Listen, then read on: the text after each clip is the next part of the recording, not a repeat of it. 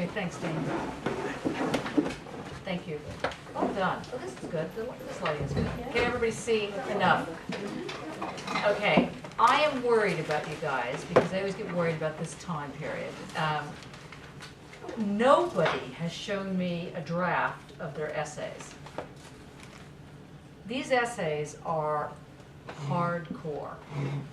I want to see a draft by next week, even if it's not sure what I'm doing, but here's an idea. Give me a draft. Okay, I realize you're waiting for your essays and see whether or not you're, good or bad or evil.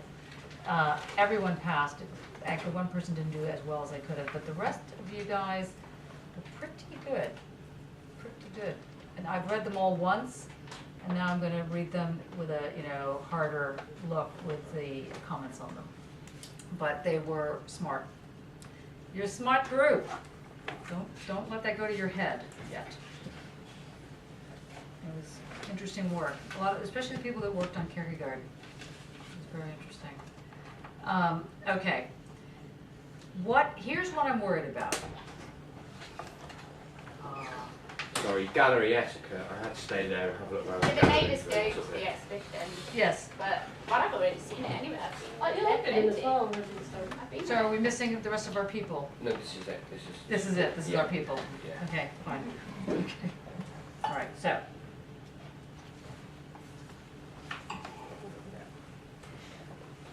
I want to be clear again about what we've learned so far in order for you to understand what Adorno is doing, because it's all sort of connected.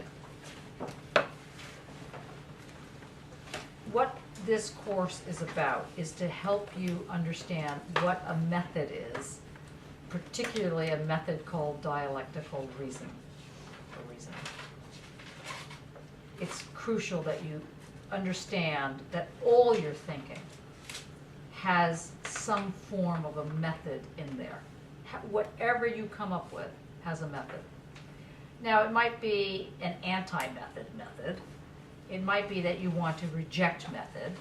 It might be that it's, based on some sort of common sense, watered down philosophy, but it's still a path.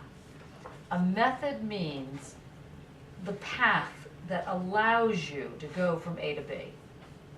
Or to put it slightly differently, it's a path that allows you to make coherent guesses about what you want to say. That is, ignore that phone. That is a method. There are, basically there's the method that you're very familiar with, that you would call, or that is often misnamed as your gut feeling. Your gut feeling is simply watered down philosophy. There is no such thing, I will like to say, as a gut feeling. Not really. What there is that makes you think you're following a hunch is that some form of observation or perception or intuition that you've got about something that has been filtered through a process that you may or may not be aware of, that allows you to make a claim about something, or allows you to attach something, a color, a tone, a political position, something. It allows you to go from A to B. When I say go to A to B, I don't mean literally a linear move, like we're just going in a line from A to B. I mean, I have a feeling, I'm going to say X, and it makes me go there, as opposed to there. That's the B. I go either here, or I go here. And I'm not yet convinced, partly because you guys are very quiet, which always kind of worries me on some level. And I wonder how much are you actually reading before the class? And this is not to accuse you. This is just to say that you have to read this stuff or it just won't go in. I mean, the lectures help, but I can assure you that it'll be like wind going over your hair. So, the first method, the first question, the first way into the question was, how do you know what you're thinking is true? How do you know what you're making makes sense? How do you know that it's quote, somehow presenting the truth? And we started on that question of conviction. Do you remember scrolling your mind back when you were little young children, back in the beginning of October? How you've grown. Seriously. That back then, the question was, how do you know that your conviction is accurate and not just some bull, some ideological position, but is actually what's going on? We read the paper all the time. How do you know when you're being lied to? By the way, my brother, who you met last week, bought me a Hanukkah present, which was Chromecast. Does anybody know what Chromecast is? I feel like someone who's Plato from the cave telling you something new. So it's very big in the States. Chromecast is a little doohickey type thing that you stick on the back of your television, and it allows you to have your iPad or your iPhone or your computer leaps onto the TV. And so I got Netflix on it, and I'm sure you all know Netflix, but I mean, I've just recently become a convert. And I'm one of these people that used to be very against television. I never watched it. I thought it was like having, I don't know, Capitalism in my room, and so on and so forth. Now I've become like, I love it, as long as there's something interesting to see. And I have a huge TV, so that helps, so it's like watching cinema, anyway, so being true to a New York form. Anyway, so I got a hold of, Frank said to me, and to my partner, have you ever seen House of Cards? Has anybody ever seen House of Cards? Yes. Great. Yes. Great. First of all, I recommend it because House of Cards on Netflix they've got all the episodes. Well, that's how it was released. I know. Yes, which is excellent. So it's like a visual novel.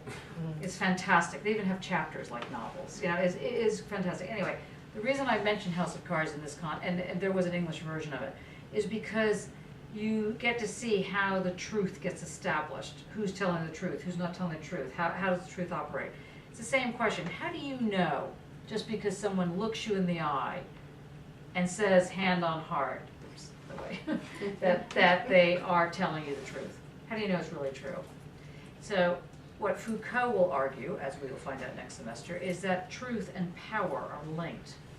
And if you're ever in a work scenario, which a lot of times you're in, truth is linked very much to power. And at some point you might want to say to yourself, I don't trust this guy. I don't trust this man, guy in the generic sense. I mean, man. I don't trust this person. They're whatever, blah blah blah. You should never have to be in a position where you trust or don't trust your manager. Trust should not come into the picture because you're not friends. I mean, it'd be nice. It makes for a better environment if you can kind of trust the person, you like the person, you get on well, you can tell jokes in your office, or whatever the story is. But trust isn't part of the picture. Power is part of the picture. And when I say power, I don't mean evil, masculine, kind of, I don't know, coming all over the place kind of power, pissing in the corners. I don't mean that. I mean, know how things operate so that you can make a decision. How do you do that? How do you really do it? How do you know when you're being told the truth? I'm just using an admin sense, but it doesn't have to be just managerial.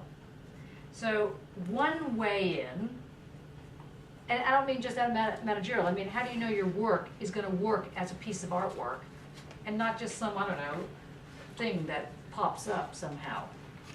But you don't really say about trust, how do you understand the truth?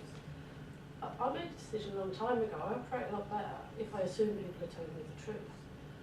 Because otherwise I spend all the time going, I'm telling the truth, and people doing suspicion, and it's really negative. So until I'm proved otherwise, if you say you can fly, you can fly. You know what I'm saying.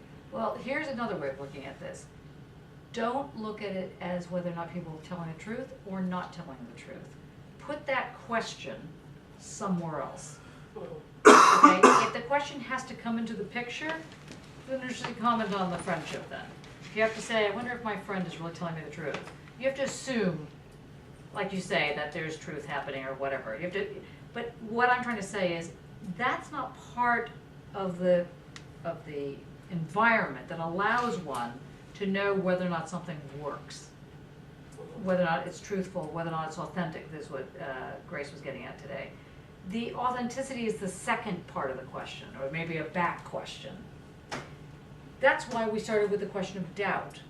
The doubt is the base, not the doubt, and this gets back to our very first meeting, not the doubt of saying, you know, I doubt you're telling me the truth, not that kind of doubt, but the doubt that allows for probability to exist, movement to exist, so that the truth is not this kind of homogeneous, rigid formulation. Do you understand what I'm saying to you here?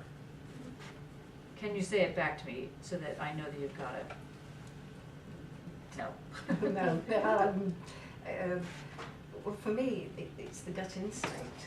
It's that feeling that you have inside that when somebody says something to you, you don't get alarm bells. You don't sense that it's an untruth. But if you get alarm bells, maybe your alarm bells are going off because you're seeing it wrong. Maybe. So what I'm getting at here is maybe a different way of putting this question is not so much what is the truth, but what does it mean to talk about truth? Not, let's say, the truth, but this thing called truth. Like, for example, Hitler thought that what he was saying was true. He wasn't kidding about what he thought about the Jews or what he thought about, you know, different races and so on and so forth. He thought that was true. And in fact, you know, you could make an analysis of what various psychiatrists, psychologists have said about women, about men, about people of color, about people that are gay, whatever. They have said things that could be said to be true. Hysteria in women, autism in men. You know, this kind of masculinity equals autism. You know, femaleism or femininity equals hysteria. You know, that's true, actually. Or you could certainly make a claim. And people have. So how do you know when you don't believe that stuff? Because on one level, it is true. There's always a grain of truth in stereotypes, otherwise it wouldn't hold. So how did you know to break it? How did you know to suppose it was otherwise? That's the question. Doubt. You've got to have doubt. And the doubt allows you to do what, though? To question, to ask why. To ask if it's probable, if it's there or not, to open it, to Okay. Allows you to To exit, isn't it, when you talk about exit? To exit. So it's very important because now, but to exit is not the same thing as asking why. The question, the why question, which is what the lecture is on today, is a very odd question. Because the why question, why does this happen? Why does it work? Why isn't it work? Why am I having such a bad day, a night, a life? That will only be answered by either God or some fatalism or some, you'll have to bring in an overarching position to make a why question work.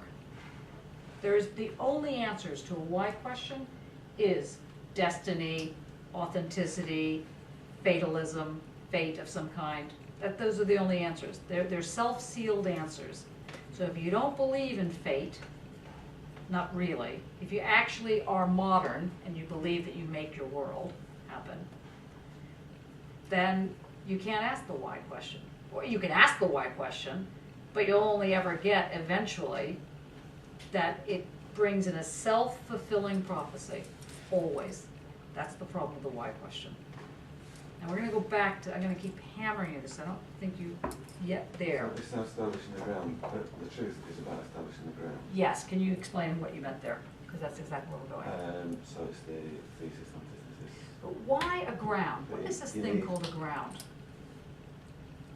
I think there's some, you need some basis to stand on. You need Yeah, you need a basis to make a position, to take a stand, right?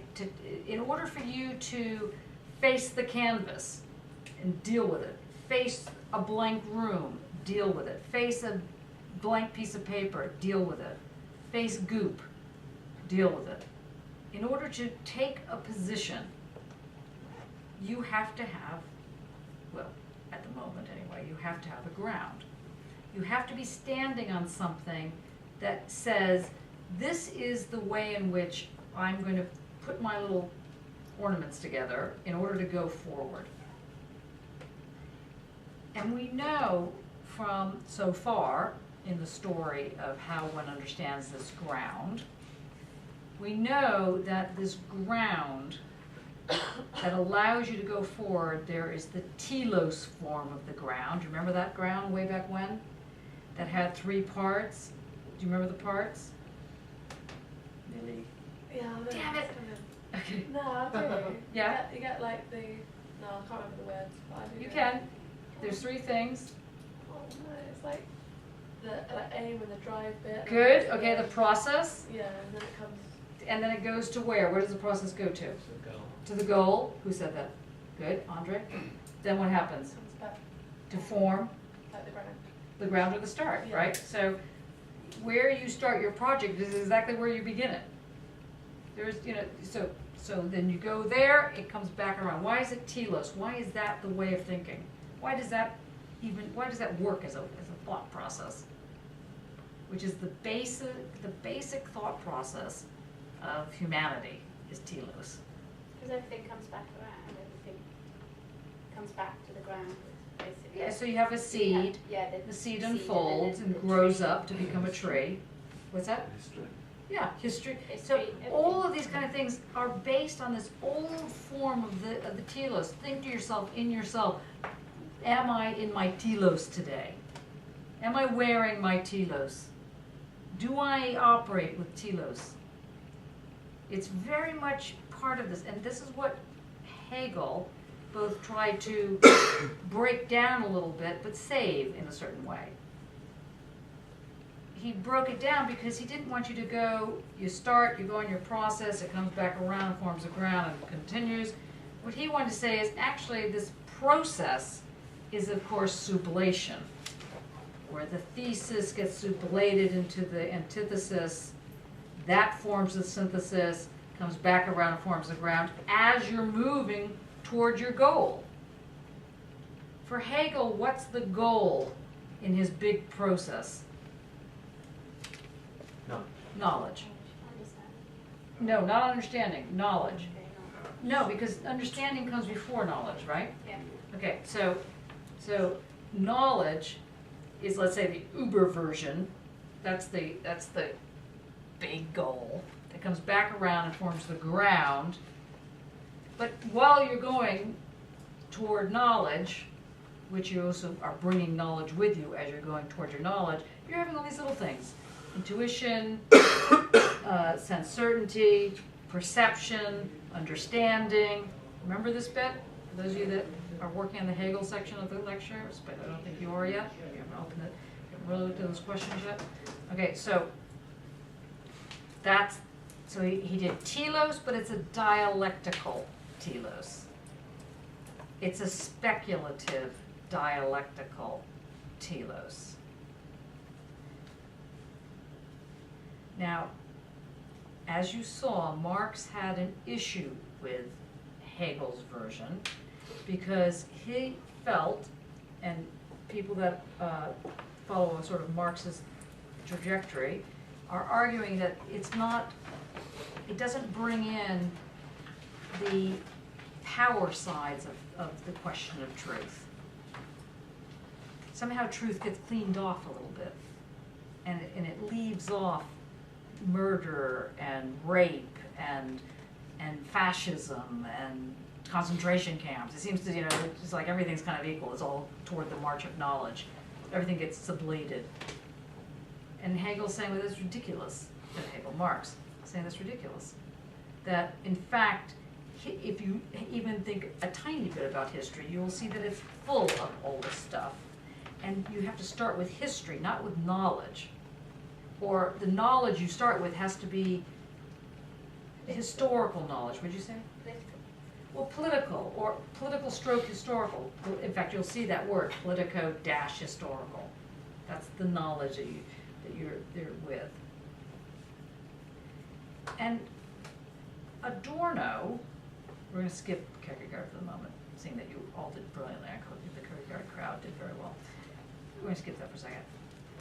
Adorno says, well, here's the problem. How do you deal with Jew? How do you deal with the dirty? How do you deal with the people that don't fit in? How do you deal with the concept of a world that thinks that you can have a world where people don't fit in? If you look at the arguments of Sarah Palin, or you look at, what's his name, Farrar, the guy who's head of the Nigel Farage. When you look at his arguments, they're the same arguments as a far-right argument, even though he's saying he's not putting his word. And even though there are people of color in the BNP now, or whatever the story is. One person. A person, okay, but they're still in the BNP. And the thing is that what he's arguing is that, one of the Tories is now saying is that immigrants, for example, don't fit in, and immigrants need to be kept at bay.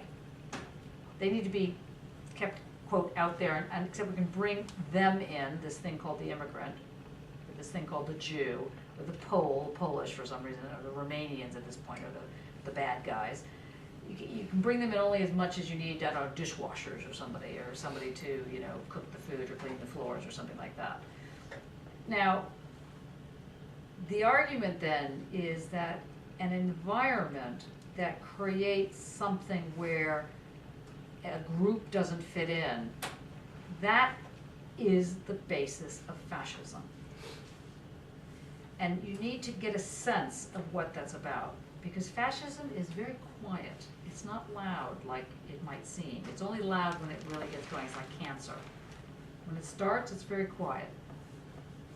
It's only when it really gets in there that it starts going, hello, I'm here, I'm not going to ruin your life. But before that happens, it's very quiet. It's what Deleuze calls molecular, or molar, actually. Anyway, we'll get back to that in a second. So, as I said last week, the thing about fascism, or the thing about the digital age, the thing about the age we're in fact, you might want to say industrial capitalism, is that it produces mass. That's interesting. It's interesting that you can have a factory that produces 5,000 things of, I don't know, a cloth every day, or 10,000 bottles of beer a day. It massifies, the quantities are incredible. That it's amazing. Just thinking about just where I work, we are now in peak. That's 6 million packages per day. And what are you shipped. packaging? It's FedEx. Because 6 million packages per day are shipped. Of what? It's Federal Express packaging, right. so from one person to the next. Yeah. That's how much en masse. So it massifies 6 million a day. It's incomprehensible. And that's on some just level. the international service, it's not Yeah. the ground service. Yeah. So that's amazing, right? So the system massifies, and there's 2 ways to deal with mass politically. One is celebrates difference, and the other celebrates sameness. And if you go towards sameness, you're going to create a totalizing environment that tries to have everybody the same. And if you go toward difference, you're going to have a kind of weird unity that's stuck together somehow, but how? Because the system always tends towards sameness. So the system, goes the argument, is always heading toward fascism. That is the system. The system, capitalist system, industrialized system. Is that not back to nature a little bit? Because if you've got a duck and it has 4 little ducks, and one of them's pink, they peck it to death. Gone. And obviously we originated from nature. So if everybody who are the maths sees that you're a bit different, take it to them. Come on. Well, it's very possible, but that's maybe why culture should intervene. I'm not saying it's right, I'm just No, saying. no, I'm there's a serious, sort of that is the correlation thing, between the that two. is, it, you know, to the degree to which culture, that's why Well, someone like, consciousness actually. well, but no, that's why Kant is arguing that it's not about your gut feeling. If you're, you know, it's about an educated response. That's very important. You know, that if you're in a, you know, in a situation, what would you rather rely on? Your gut feeling or, you know, your, you know, ability to think something through? A lot of people would say their gut feeling. But in fact, what will save you, actually, really, is your ability to combine will, gut, and intellect. That's the three things, not just your gut, not just your rational positioning.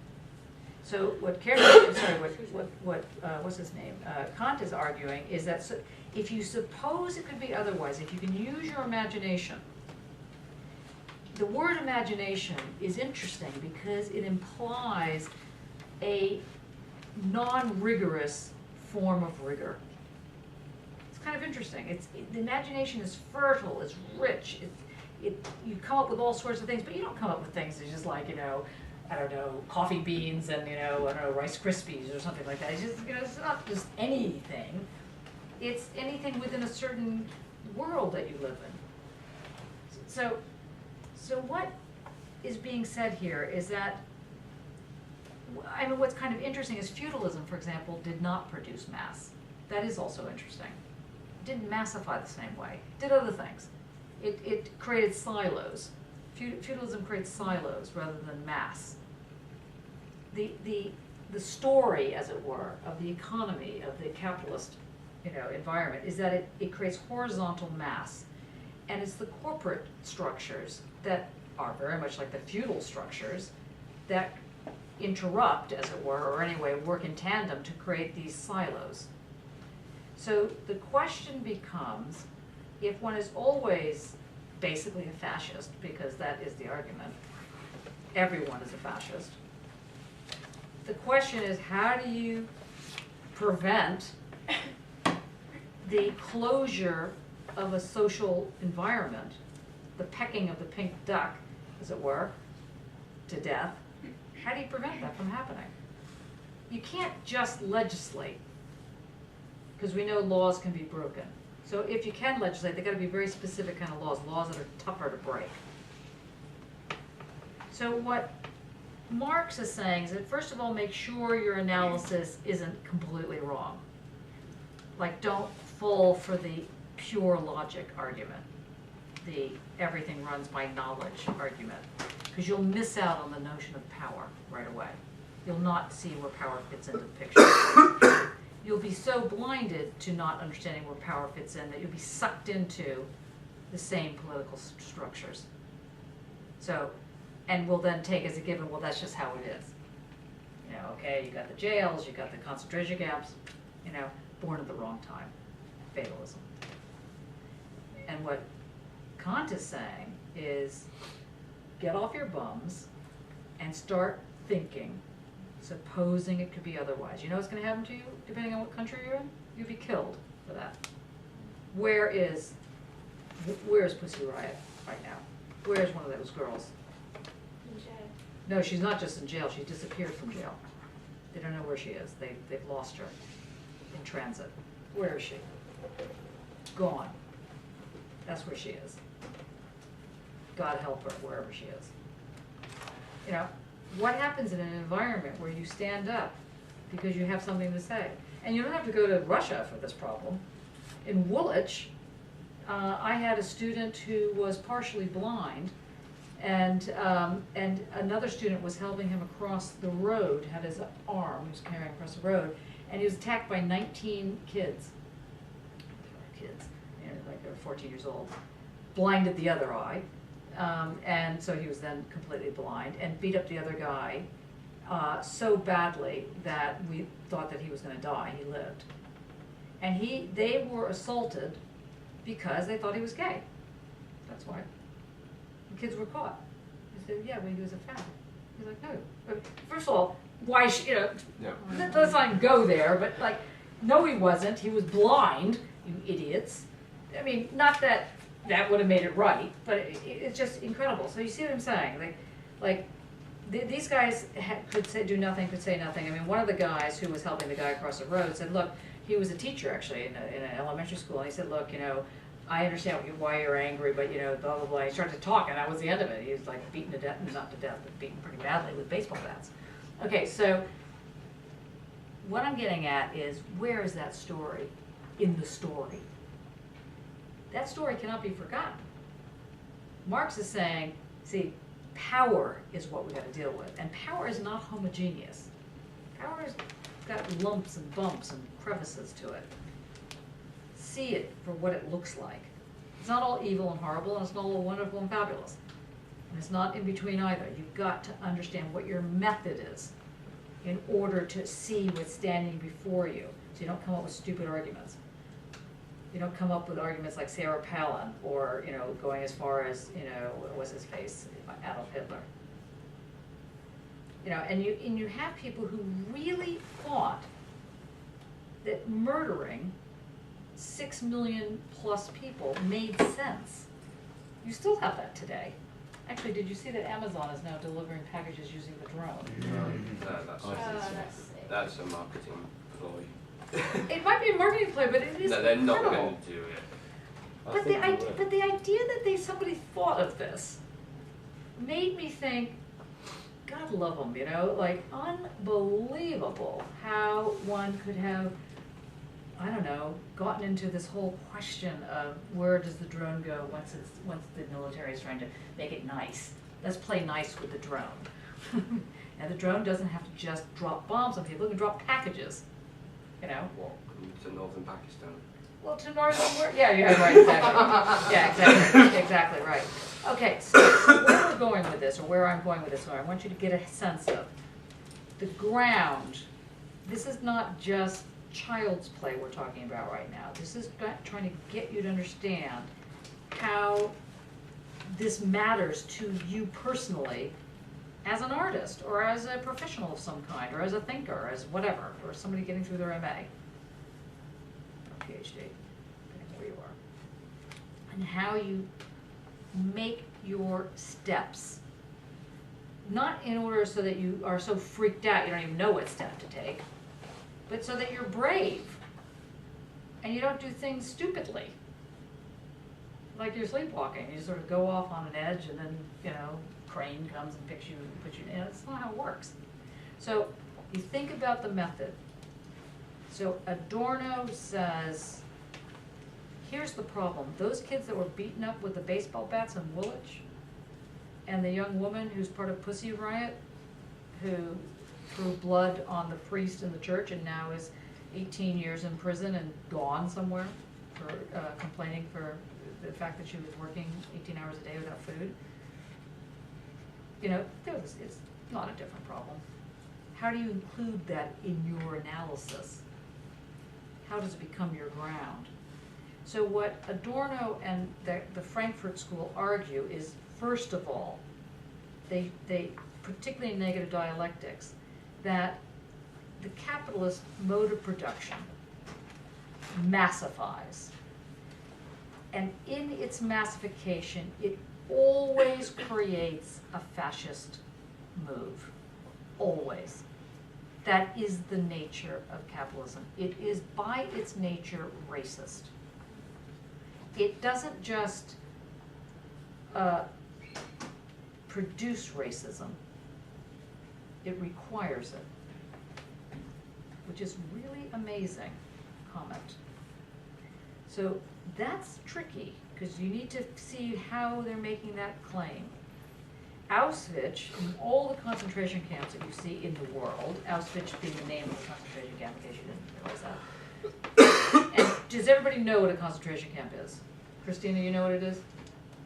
No, I didn't think so. Okay, a concentration camp is an environment that is set up by the state, usually like someone in power, where they put people legally and they kill them. They put them in work camps, they put them in, and normally the argument goes there's some war going on and they're considered the bad people, and so they stick them somewhere. In the US, there were concentration camps, I don't know if you knew this, over World War II, where they gathered, and over the Korean War, where they gathered Japanese people and Koreans and put them in various places in the US. I did a whole research project on it. Well, we had camps at the Isle of Man where Absolutely. people, artists came and lived there, sadly, for a long time. Yeah, no, absolutely. So there's a lot. Concentration. I went to in Berlin. I went to Topography of Terror. You went to the what? Topography of Terror. Topography of Terror. Wow, It's, what is that? It's right next to the wall, and it's basically the guild. It's the 12 years. It documents the 12 years from 1933 to 1945. The whole process. It's in the Gestapo headquarters where they've got a bond, and you can see the. I couldn't even photograph it actually. Yeah, it's so. So there were cells, tiled cells, and they've been bombed, but they built this steel box. I didn't want to go in, but they did, and it just documents it. The letters about who's going to get killed, and photographs of the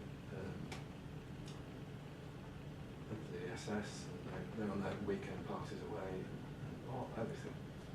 It's how methodical it was, and one of the things was how they concentration camps were concentrating a particular people group, a particular. So that's why it's called concentration. Yeah, that's. Can you hear him, It's Christina? a particular people group, or maybe, and it got to the state where they, if you couldn't produce, then you weren't of any value. And so that's the non-producers, the special needs people, gay, not The special needs, that's right. no, Yeah. You know what I mean? And yeah, there's that flag system as well. They showed that. It's You mean the remarkable. triangles? The triangles. Yeah. Yeah. It's in fact, if one of the things we should all do at some point is go to Berlin and just see where the wall went up. Yeah.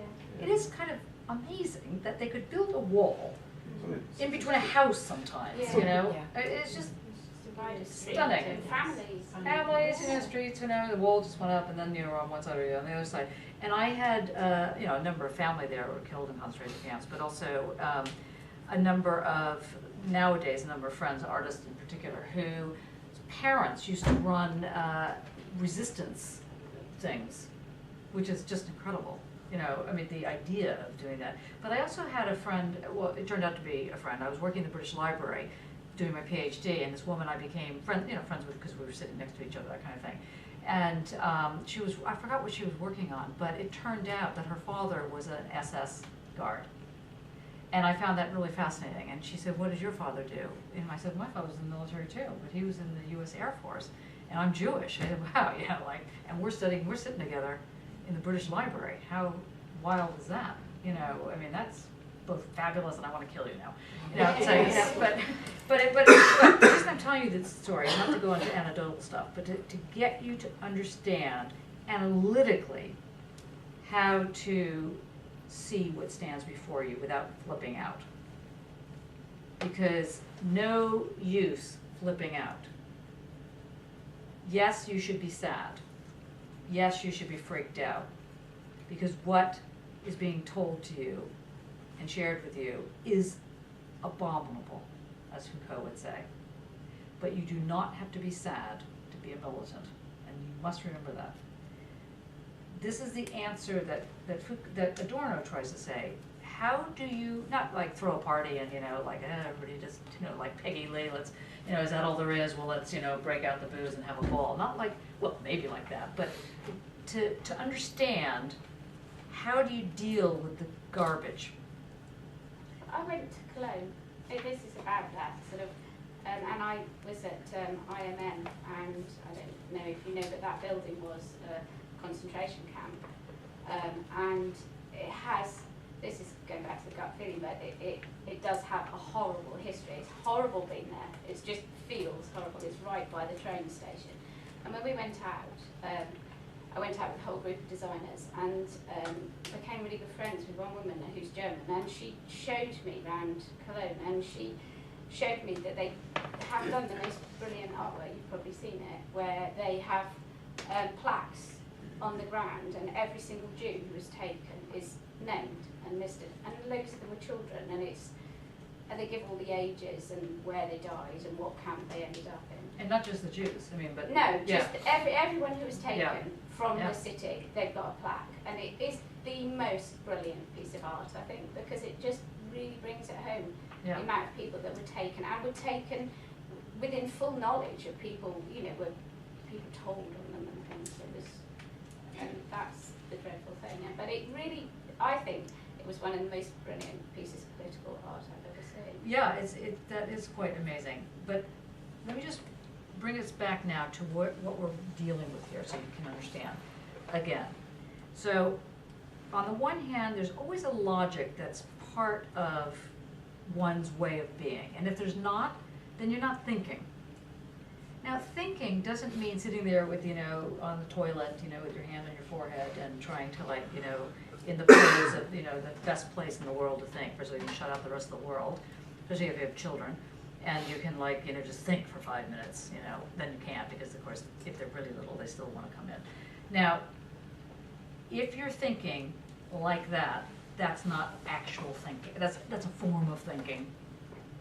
But thinking is the gut feeling, like I was saying before, plus reason in this very analytic way, plus imagination. Put it all together. That's thinking. That's called thinking. And what Marx was trying to get people to understand is that if you leave out that bit, which he basically calls the sensuous, if you leave out the sensuous, that's what I was asking Matthias today. You're right, Matthias. It was an excellent, you know, I didn't hear his lecture, but I've heard it many times before, so I knew more or less what he was saying. Where he's going, and where a lot of us are going, who are using complexity theory, and I'm one of those people, is fantastic. I would say is brilliant even. But where's the sex? Where's the sensuous? You can't leave that behind. Leave that behind, you end up with the same kind of, but just in nicer packaging, or maybe more interesting packaging, as any of this other stuff that can't deal with fascism. Just can't deal with it. You could say it happens. You can't deal with misogyny. You can't deal with sexism. You can't deal with any of these isms. You can't deal with the 19 kids that beat up my 2 students. You know, so, and not to mention Stephen Lawrence. Anybody ever hear of Stephen Lawrence? Yeah. Okay, he also went to Greenwich. Okay, so really, honestly, you know, it was a tough time. And in fact, I had a student, well, in fact, she wasn't my student. She was somebody else's student, but she was this older woman who came in, a black woman with a kind of really horrible flower type of dress on, very, you know, poor outfit, bad shoes, you know, kind of thing. And she was very upset. And she said, you know, can I talk to you? And I was like really in my office hours, because it's not quite like here. I was like at office, I was like, you know, point at the door at office hours, you know, notice it's not hour. And she said, well, you know, I need to ask you if I can have an extension. I'm thinking, I know all my students, I don't know who you are. And I, you know, who are you? And she said, and I was like, just like that, I was like in a really bad mood, who are you, like this? And she said, well, I'm not one of your students, but I need an extension, and I don't know who else to talk to. And they told me that you would listen. I was like, great, because I'm in this really bad mood. Now I can't even be in a bad mood. Okay, yeah, right. Okay, I'm listening. What is, you know, 5 minutes, what is it? Well, my son was killed yesterday in a gangland battle, and I just wanted an extension. I was like, okay, let's roll back again, and let's hear that again. Your son was killed. Yes, and I don't want to lose my place in the university. It was amazing. I thought to myself, wow, sit down. You know, who can you talk with? And she, you know, she's a very religious woman. You know, she believed in God, and God had taken him, and all the rest of this kind of thing. And it's like, you know, whatever, opium of the people, and so on and so forth. But you're just like, okay, how do you begin to advise? Yes, you can have an extension, you know, of course. But now, I raise this with you because to give yourselves the armor that is required to analyze the environment, you need to see not just how a dialectic operates, because obviously that gives you more of the story, but how a historical dialectic operates. And now add some more to the picture. Now we have to add the sexual and the racial and the ethnic. This is what the Frankfurt School is adding to the picture. And then when they add this to the picture, in terms of today's lecture, which was on social disintegration and the why question, what Adorno argues is that capitalism produces mass, as I said. In producing mass, it goes towards sameness as its logic. There's a logic to capitalism. That logic is that it will always produce sameness. It'll massify. That's its, quote, nature. Now, in order for it to not destroy the world and make everything the same, because in fact the way the same operates is that there's going to be a whole group of people that are not counted as part of the same. They're counted as part of the other. Anybody seen the Hunger Games yet? Yes. Yeah. That's like, it's like a good version of capitalism on, you know, in visual form, what the Frankfurt School is talking about. So you've got the same, they're the people, and then you have the others, they don't count, except in entertainment features. They're entertaining moments. They're brought in this way. And Adorno's saying, how do you stop that? How do you, A, say that's wrong? Adorno wants to say, I want to universally say that's wrong. How do you say fascism is wrong when the entire society creates fascism? When the whole system creates fascism? And Adorno, by the way, was as bourgeois as you get.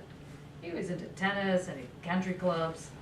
You know, he wasn't just, you know, hanging out in the garret somewhere, you know, starving. That was not Adorno. He was very gentleman, very money. Now, so how do you deal with the nuances? The next question he asked, and it's the same question that Gramsci asked, how come fascism happens in some places and not in others? Why does that happen like that?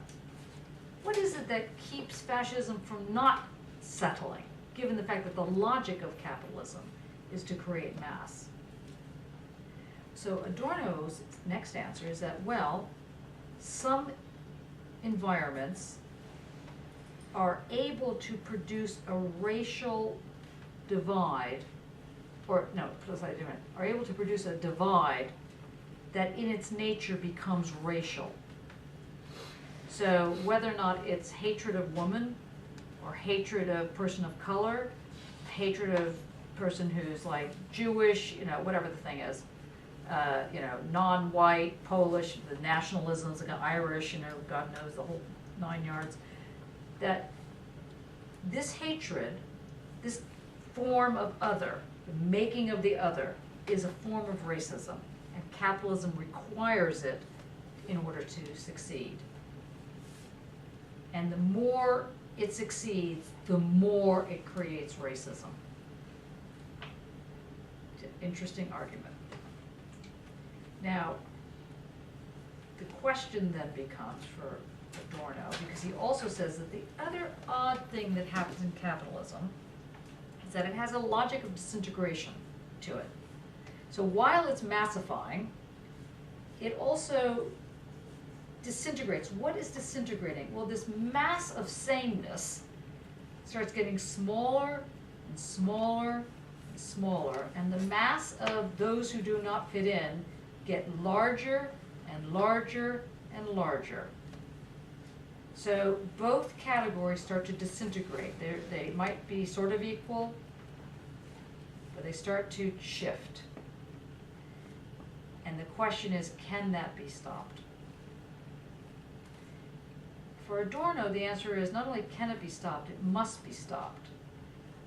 And the way it is stopped, or anyway, a major way, it's not the only way, but it's a major way, is through art.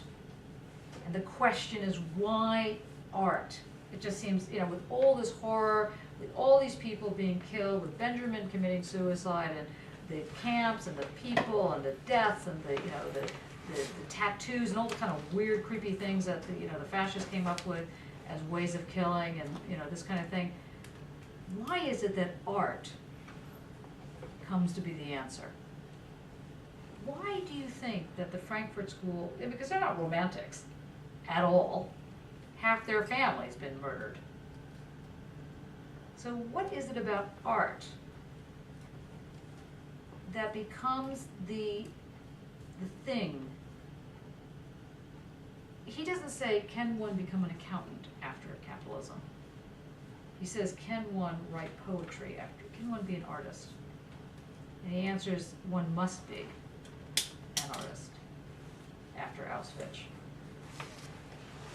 What do you think it is about being an artist, without trying to hyper-romanticize it?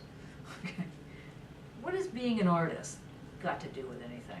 It's trying to make sense of it. No, because an accountant can make sense of it.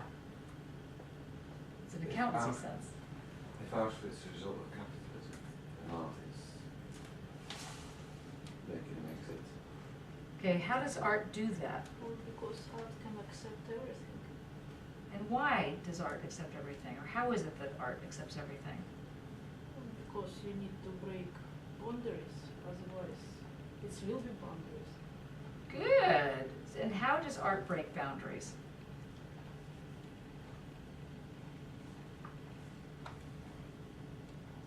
Because it isn't self-constrained. And why isn't it self-constrained? Say the why question very bad. In what way is it not self-constrained? What is it about art that Because matters? It questions the status quo. And how does it question the status quo? Well, it dares to know. What'd you say? It dares to know. It dares to know. And as long as you at least take that away from this course, you'll be a little bit safer. In our family, because we grew up in a Jewish family, of course, my father used to say, and my mother for that matter, whatever, my father was the one that did most of the pronouncements, that the Nazis were always going to come. He always thought that fascists were coming. Even after they came, they were still coming, and even if they're killed, they were still around every corner. And he said, someday they'll come again. Someday they will rise, and they will become strong again. And when you are carted off to a concentration camp like the rest of the family, so it was a really joyous moment, dinners, like, thanks. Can I go watch The Wizard of Oz now? And you always say, when you're carted off, they can take everything from you, but they cannot take your mind. Is that not a line that's given to all Jewish children, though? Yeah, probably. Nowadays, I read an article the other day that said that is the line. That is the line. That is the line. It still has potential to happen because we're always only one economic downturn away from it happening. That's right. There's only one economic downturn, and they can take everything. And once they take your mind, it doesn't matter. So you can hang on, and as long as you can keep that imagination, because that's what's meant by the mind. And that's why, at least in the Jewish world, the children are pretty beaten to death to do well. You must study, you must read, you must do everything. It's like, it's annoying, actually. But it's this whole thing about, and I say that to you, you know what's going to keep you sane? Don't lose your art. Don't lose that. Don't have it, you've gotten this far without having people beat it out of you. It's a miracle. It really is. Don't lose your anger. Don't lose this mind. It's really important. It's the grit, it's the dirt. The why question covers it over too nicely. The dirt that makes you also go slightly mental, neurotic as Freud would say, is precisely the thing that keeps open the social whole.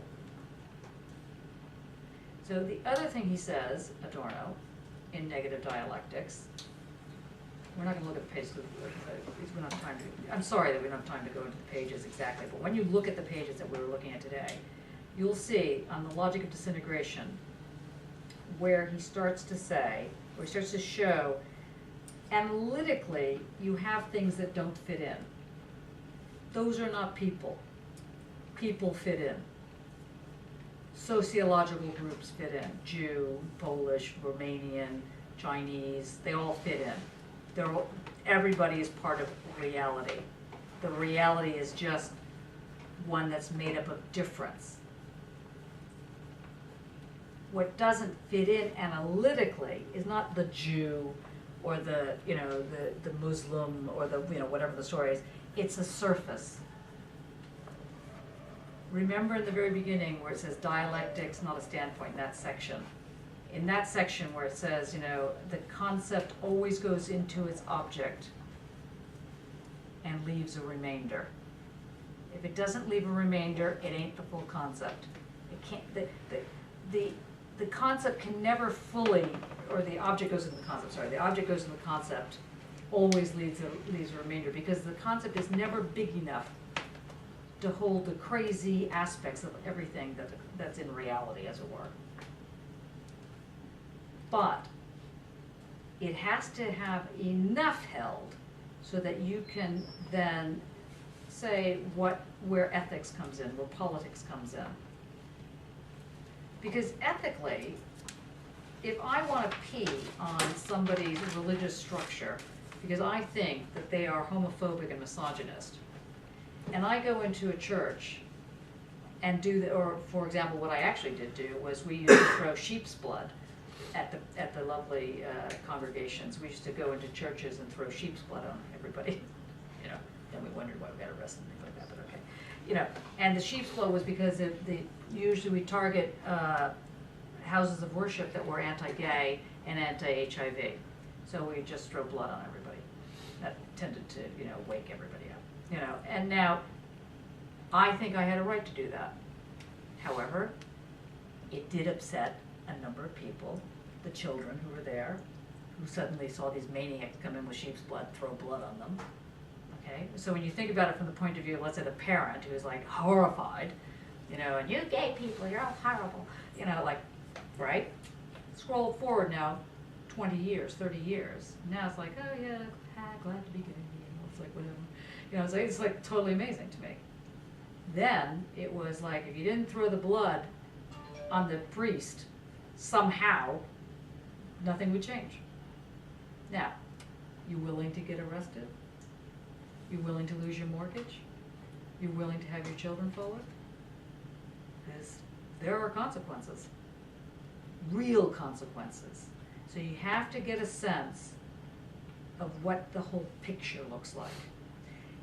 You'll never get a sense of what the whole picture looks like and then act, because you're acting as the picture is being formed. And that's the last piece of the puzzle you need to understand. It's not like you sit back and go, right, now I've got ingredient A, thesis, ingredient B, antithesis, I'm going to put it together, I'm going to sublate it, this is going to happen, blah, blah, blah, blah. And then I'm going to decide, am I actually going to do this project or not? I mean, you can decide not to act.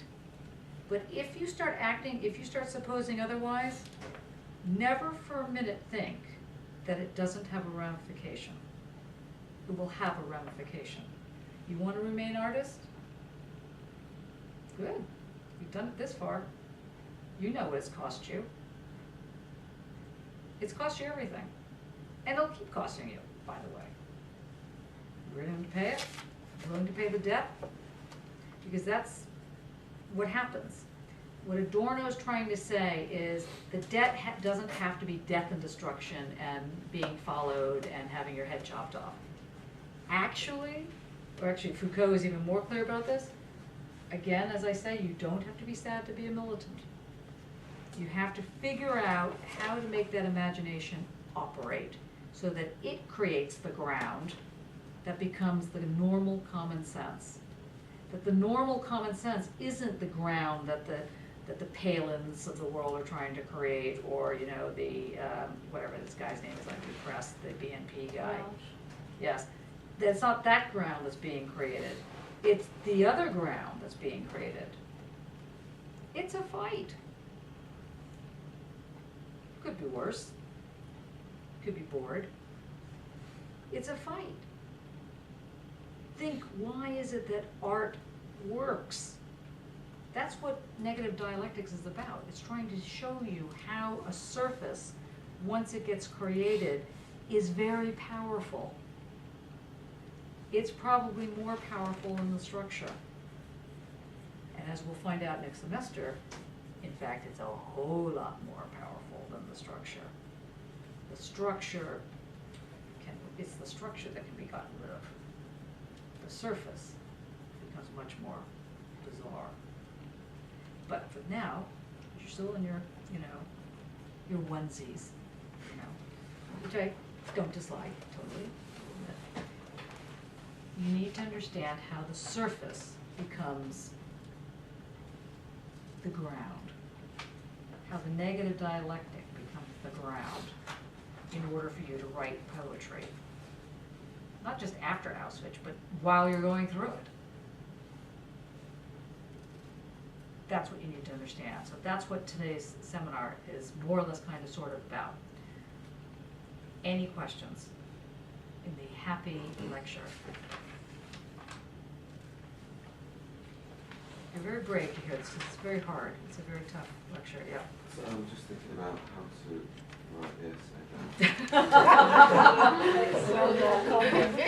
how to write the essay How to write essay after lecture. Yeah. How to write the essay So after the- the lecture, yeah. Yeah.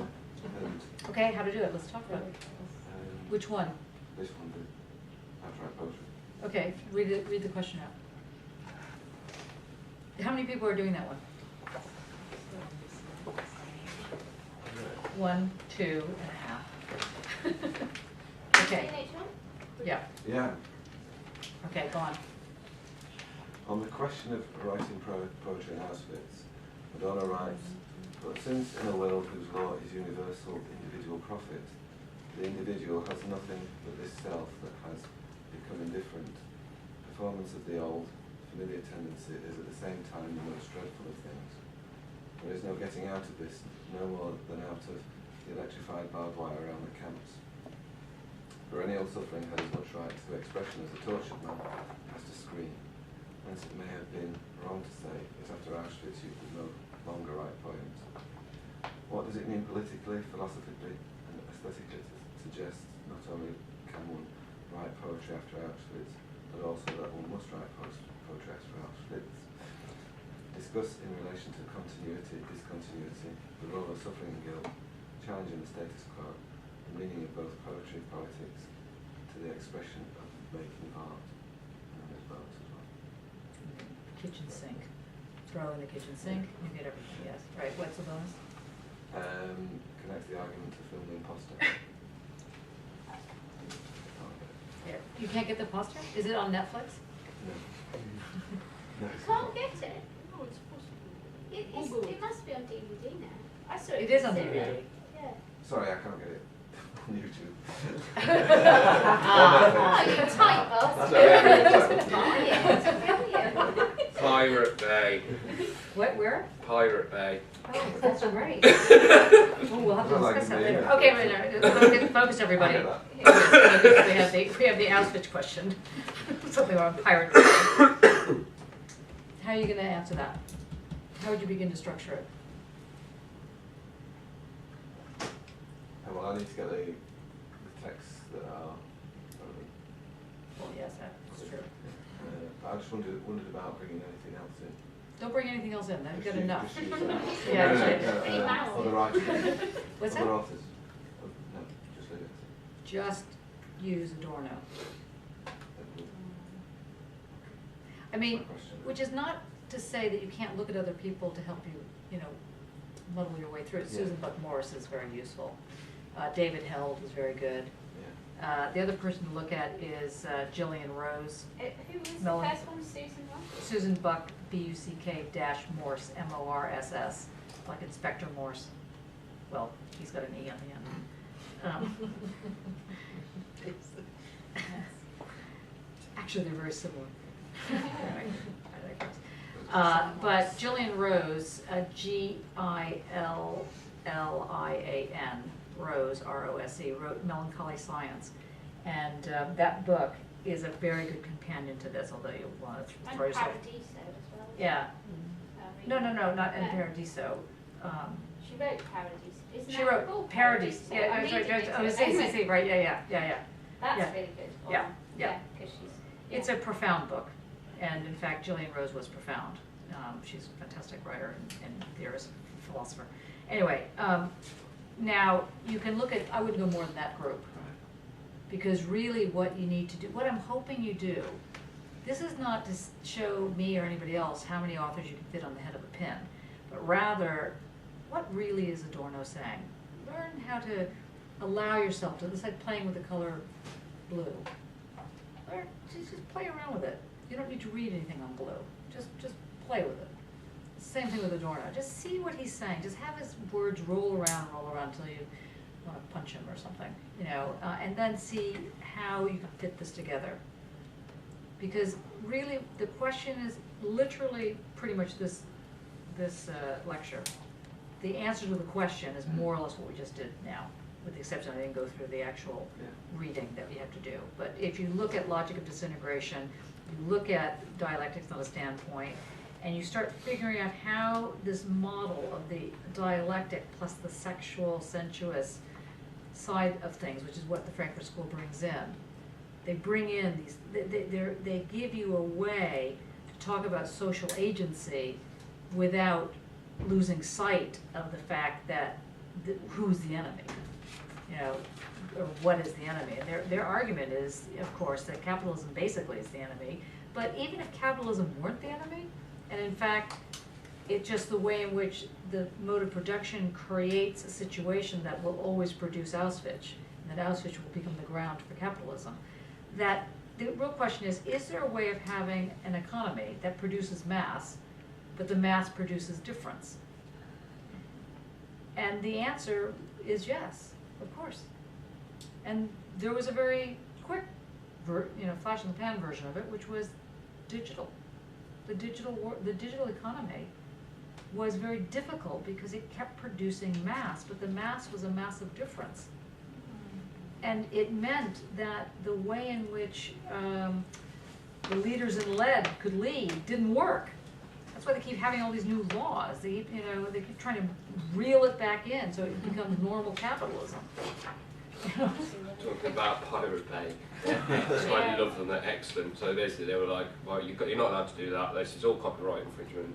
And then they just went, we're going to just shut off the website. And they went, don't you worry about it, we've got 10,000 IP addresses, we're more than happy to pay IP whack-a-mole with you. Yeah, IP whack-a-mole.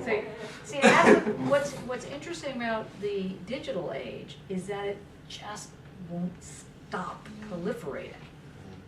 And they can't figure out how to capture it. And that's interesting. It's not necessarily a good problem, but it's an interesting problem. I mean, when capitalism first came on the scene in a real sense, Marx was ecstatic. He wrote about how fabulous capitalism is. I mean, because he saw that capitalism was the only system that could derail feudalism. Because up to that point, feudalism was so family-based, and you could only trade in people, really. Whereas capitalism, now you can still trade in people, but you could, at least there could be a way of having this thing, money, that would be the organizing feature around which a trade could happen, which was a big advance from feudalism.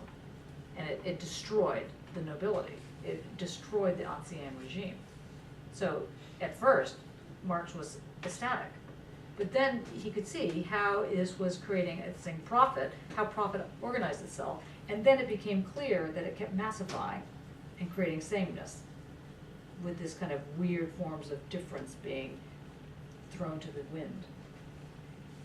Now, whether or not the digital age will really come round, because people are pretty fast on trying to figure out how to keep boxing it. This is the big thing. This is why it's not hardly a surprise that they keep saying, oh, it doesn't matter that we're spying on everybody, that we gather all this information. Though they got a little upset when it turned out that they were spying on Angela Merkel on her phone, which I found totally hilarious. So on BBC, with Humphrey, was it John Humphrey? It was like, what do you people have to be afraid of? Why are you, so worried if you get, followed, or if everybody knows what, toothbrush you're using, or whatever the story is. Meanwhile, then he was like, oh, it's really terrible that the G7 or the G20 people are being followed. It's so fantastic. Anyway, the point is that it's a big game going on. You need to get a sense of how now an economy is jumping from being an economy and forms a totality to a game and forms as a center with constellation points that come out of it. Yeah, but it doesn't have rules. It's a game that the rules keep changing, and that's why But that's one of the rules. possibly. Okay, on that note, without, so you don't spin your head off. Next week, we have, I think, the last class. Or maybe it's not our last, is it our last class? No, we have one more after that. Two more after that. What? I said yes, 2 more. Two more after that. Okay, 2 more. And I'll miss you. See, already I'm getting sad. Okay, so notice that week 13 is the writing poetry after Auschwitz. So week 11, 12, and 13, if you're writing on that, that's what'll be in that question. Those readings, pretty much. And I don't want everybody now to write on Auschwitz, because spare a thought for me, who has to then read everything on Auschwitz, okay, over Christmas. You did say a question. Oh, thanks. No sympathy, none for me. Okay, don't forget the 5th, for those of you who want to do your PhD, which I think all of you should want to do, and that's happening at Parkside. And what? Also, see, you went out, you came in late, you were doing your networking. The 5th is if you want to go do a PhD here, which you do want to do, then you have to go to Parkside at 4:30. And there's a meeting, what time is 4:30 to 6:30 or something? I'm not sure, I think it's early. I think it's 4:15. Oh, 4:15. And how long it is. yeah, at Parkside.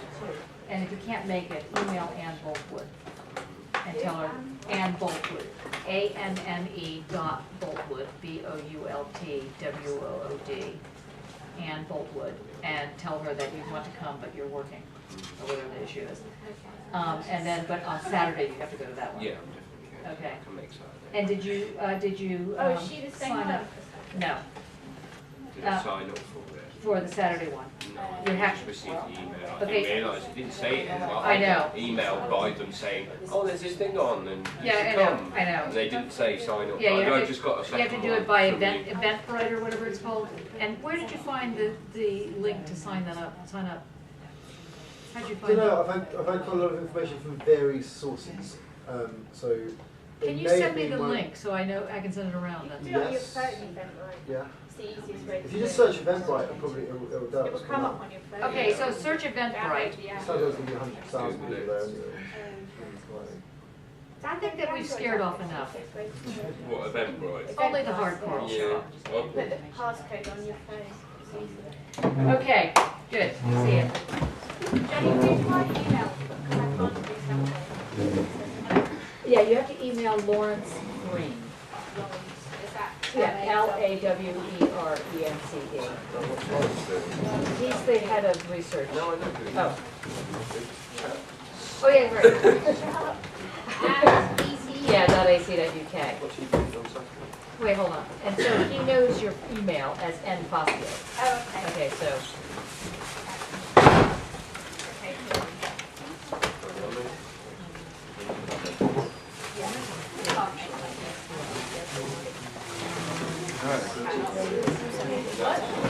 Pretty decent.